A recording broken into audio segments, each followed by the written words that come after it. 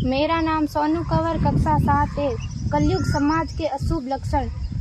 कुटुंब कम हुआ, संबंध कम हुआ, प्रेम कम हुआ, मर्यादा कम हुई, लाज लज्जा कम हुई, विनम्रता कम हुई, समर्पण कम हुए, पुस्तक वाचन कम हुआ, खान पान की शुद्धता कम हुई, बाल कम हुए, कपड़े कम हुए, नींद कम हुई, घी मक्खन कम हुआ, पीतल तांबे के बर्तन कम हुए, भाई भाई का प्रेम कम हुआ, सत्य कम हुआ, अतिथि कम हुए, धैर्य कम हुआ, श्रद्धा और विश्वास कम हुआ, बड़ों का सम्मान कम हुआ और भी बहुत कुछ कम हुआ, जिससे जीवन सहज था, सरल था। संतान को दोष न दे। बालक या बालिका को इंग्लिश मीडियम में पढ़ाया, अंग्रेजी बोलना सिखाया, बर्थडे और मैरिज एनिवर्सरी जैसे जीवन के शुभ प्रसंगों को अंग्रेजी कल्चर्स के अनुसार जीना ही श्रेष्ठ माना।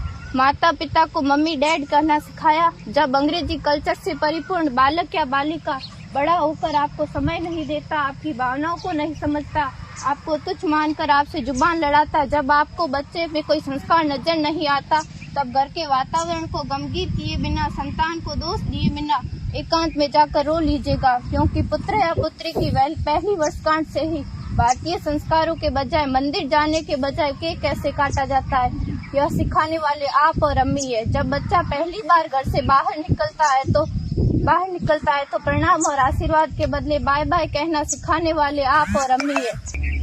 हम परीक्षा देने जाते समय इष्ट देव बड़ों के पैर छूने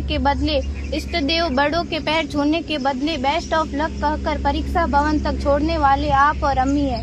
बालक या बालिका के सफल होने पर घर में परिवार के साथ बैठकर खुशियां मनाने के बदले होटल में पार्टी मनाने की प्रथा को बढ़ावा देने वाले आप और अम्मी है।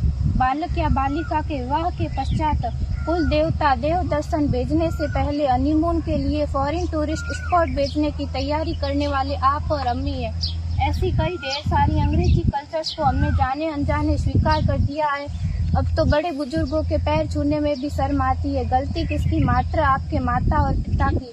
अंग्रेजी अंतर्राष्ट्रीय भाषा है से काम का हेतु सीखना है, अच्छी बात है, लेकिन इसकी संस्कृति को अपने जीवन में उतारने की तो कोई बाध्यता नहीं थी। अपनी समृद्ध संस्कृति को त्याग कर नैतिक मूल्यों, मानवीय संवेदनाओं से रहित अन्य सभ्यताओं की जीवन शैली अपनाकर हमने क्या पाया?